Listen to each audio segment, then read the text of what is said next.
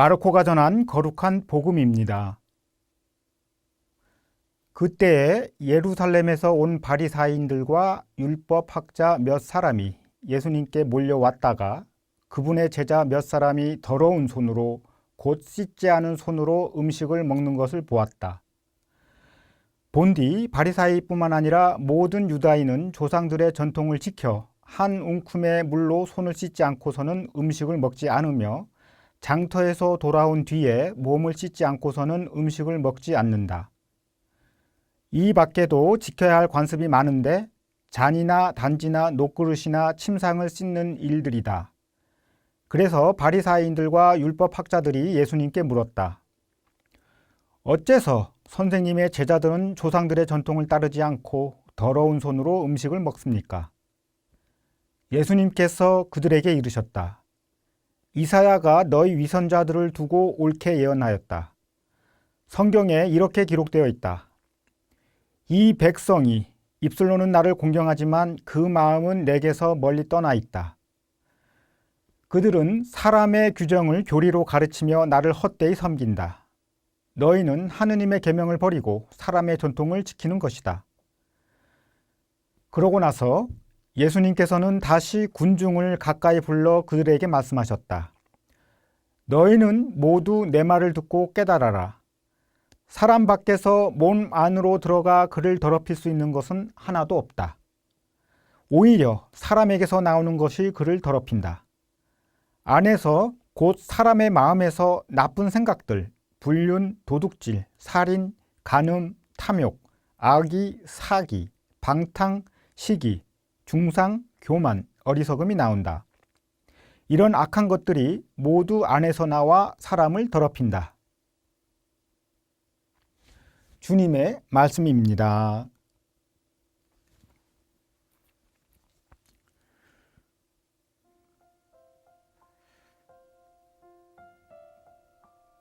참 예수님, 안녕하십니까 교우 여러분. 오늘은 그 율법을 지키느냐 안 지키느냐를 두고 예수님과 갈등을 보이는 장면이 나오고 있죠. 사실 이제 그 복음서, 특히 공관 복음서를 보면 그 율법 때문에 종종 바리사인들과 율법학자들이 이제 예수님과 갈등을 벌이고 있죠. 그러니까 어찌 보면 예수님이 이 당시 이제 팔레스타인, 그러니까 유다 지방의 그 기득권층이라고 할 수 있겠죠. 그 사람들에게 굉장한 불편함을 주신 것이죠. 그러니까 기쁜 복음인데 그 복음이 특정 계층의 사람들한테는 마냥 기쁜 게 아니었어요. 굉장히 불편함을 줬고 심지어 적대감까지 이제 불러일으켰죠. 근데 사실 오늘 복음에서 그 첫 부분에서 나오는 그 구절을 보면 요즘 코로나 상황인 걸 보면은 이제 우리가 굉장히 익숙해졌잖아요. 이제 수시로 손을 씻고 세정대로 닦고 하면서 이제 위생관념이 굉장히 우리가 예민해졌는데 어찌 보면 상식적인 거죠. 당연히 더러운 밖에 있다가 더러운 손으로 있으면 반드시 씻고 이건 뭐 굳이 율법 체계라기보다는 하나의 당연한 그 이제 위생으로서 물론 그 당시 고대 세계 중동 지방에서 봤을 때 물이 부족했으니까 그렇게 이제 손을 닦고 씻는다는 것이 또 흔하진 않았을 겁니다. 그렇지만 이제 어느 정도 좀 여유가 있는 계층들에게는 이제 하나의 예의로서 그 이제 손을 닦고 씻고 음식을 먹는 게 이제 당연한 예의고 또 율법이었겠죠. 그 역사적으로 보면 유대인들이 그 전염병이 돌아왔을 때 생존율이 높았어요. 특히 고대 세계 때부터 흑사병이 돌아왔을 때도 유대인들이 유독 그 생존율이 높았는데 이것 때문에 많이 오해를 받았죠.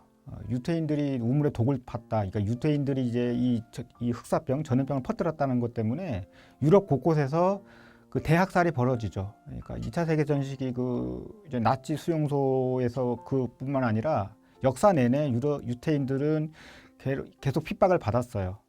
근데 워낙 그 유태인의 교육이나 이런 걸 여러분이 잘 알다시피 뭐 탈무드 교육 체계처럼 교육 지적 수준도 높아진 교육을 통해서 이제 지적 수준도 높았을 뿐만 아니라 아주 전통 시기 때부터 그 위생관념이 그 남달랐었죠. 바로 이것 때문에 이제 그 전염병이 돌던 시기에 그 생존율이 높았지만 바로 그 이유 때문에 유태인들이 많은 그 도전을 받았죠. 그러니까 돼지고기를 안 먹는거나 이런 그 전통들도 그 율법 체계와도 연결이 되지만 그 돼지고기의 그 돼지가 이제 살던 그 환경이 이제 유대인들이 보기에는 이제 위생적이지 못했었기 때문에 그 어떤 그 유태인들의 기준에서 보는 그 위생의 기준에서 봤었을 때는 이제 그 수준이 그게 아니었던 거죠. 그러니까 이런 것과도 연결시켜서 이제 돼지고기를 안 먹는 습관과도 연결시킬 수 있습니다. 물론 이게 다는 아닙니다만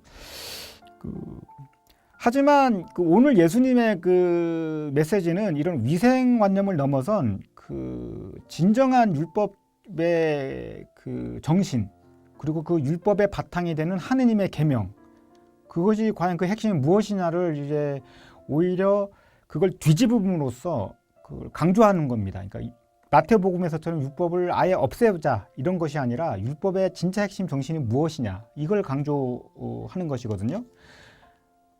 사실 손뿐이겠습니까? 손을 안 씻어서 그 제자들이 손을 안 씻는 정도뿐만 아니라 대부분 제자들이 지식인이나 어떤 그런 어떤 상층부 출신이 아니었거든요. 어부요, 뭐 여러 가지 그 사회에서 일정 정도 그 평민 이하 하층민들 출신이 대부분이었기 때문에 그런 손 씻는 거 그 아주 그런 기본적인 그 지켜야 될 율법들이 이제 이 사람들한테는 그렇게 중요하게 여기지 않았을 수가 있죠.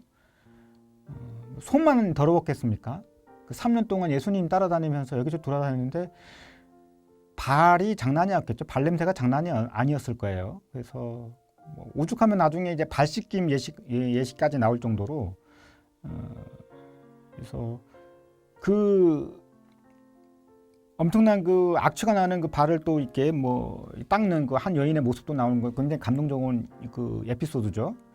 그거 했던 것처럼 그 이제 예수를 따름에 있어서 그 손을 씻고 뭐 발을 씻고 이것이 이제 아주 핵심의 우선 사항은 아니었던 거죠. 이제 우선순위 문제였다고 생각을 합니다. 그러니까 이 제자들한테는 이제 예수님의 가르침 또는 예수님의 그 실존 자체가 이제 중요했던 거죠. 그러니까 계속 따르고 싶은 이 주님으로서. 그 예수님이 오늘 복음에서 지적하는 그 사항은 그 율법의 그 진정한 정신, 그 안에 담겨진 그 하느님의 진정한 인류를 위한 사랑, 그것을 너희가 망각하고 있지 않느냐, 이걸 지적하고 있는 것입니다. 사실 이 제자들 출신으로 얘기하는 이 평민들, 그 하층민들에게는 가진 게 죄밖에 없는 거죠. 최초의 율법책에서는 10계명으로도 충분했습니다. 그러나 사회가 발전하고 국가가 생기고 하면서 굉장히 복잡해지죠. 거래관계가 생기고 그러면서 수만 건의 그런 규칙이 생기게 되죠. 그것이 이제 율법의 이름으로 계명의 이름으로 사람들을 이렇게 올가매게 됩니다. 그러니까 당시 율법 체계는 일정 정도의 그 사회적 지위와 경제적 여유가 있어야 지킬 수 있는 구조라는 것이었죠. 그건 뭐 지금도 비슷하겠죠. 법을 알아야 대대로 소송을 하고 이길 수 있는 걸 보면 어느 정도 지위가 있고 경제적 그 여유가 있어야 되니까요.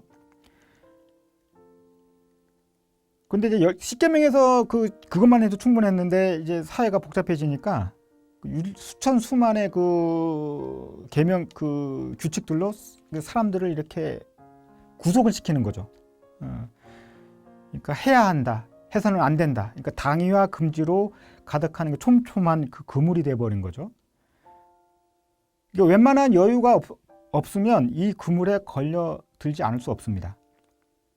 그 지켜야 할 세세한 항목들이 죄인들을 양산해내죠.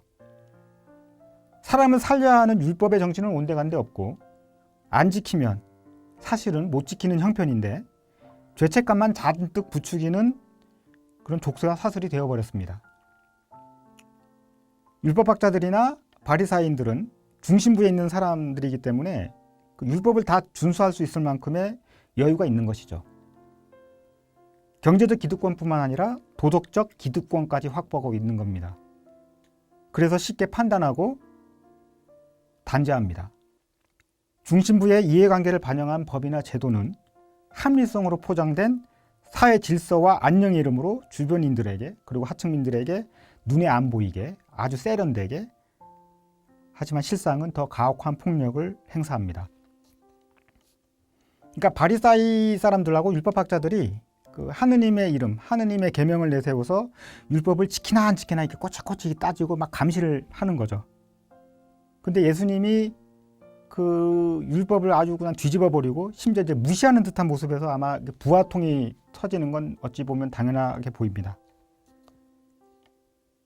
그러니까 가난한 사람들, 율법을 지킬 여유조차 없는 사람들한테는 이 율법이 족쇄인 거죠. 그래서 없이 사는 사람들일수록 목소리가 크지 못하죠. 눌려 있으니까. 그러니까 중심에서 외면받는 그 주변인들, 그러니까 구조적 불의가 만들어낸 어떤 불리한 조건 때문에 부당한 대우를 받는데도 자기 목소리를 당당하게 내지 못하죠. 잔뜩 움츠러들고 있고 주눅들어 있습니다. 뭐 요즘 같은 과도한 노동 시간 때문에 자신의 정서를 돌볼 여유가 없는 것이죠. 그러니까 평소에 그 목소리를 내지 못하다가 억울한 일이 있었을 때 쉽게 이렇게 표출을 할 때 유난히 폭력적으로 보일 수밖에 없는 거죠. 정서를 돌볼 여유가 없었던 거죠. 그렇기 때문에 너무도 쉽게 율법을 어기게 되고 법을 어기게 되고 그것 때문에 단죄를 받게 되고 더 억울해지는 거죠. 예수님은 우리에게 율법의 근본 정신을 돌아보라고 합니다. 왜 율법이 생겼느냐? 사람과 사람 사이의 신뢰, 사람과 그 신뢰를 토대가 되는 그 사랑을 위해서 최소한으로 서로가 지켜야 될 어떤 의무 또는 해서는 안 될 일, 십계명으로도 충분히 했겠죠. 그래서 내 말을 듣고 깨달아라. 듣는 게 아니라 듣는 정도가 아니라 깨달으라고 합니다. 그러니까 그냥 듣는 것이 아니라 알아들으라고 하는 거죠. 율법의 근본 정신이 무엇인지 하느님의 자애입니다. 인류를 향한 하느님의 사랑입니다.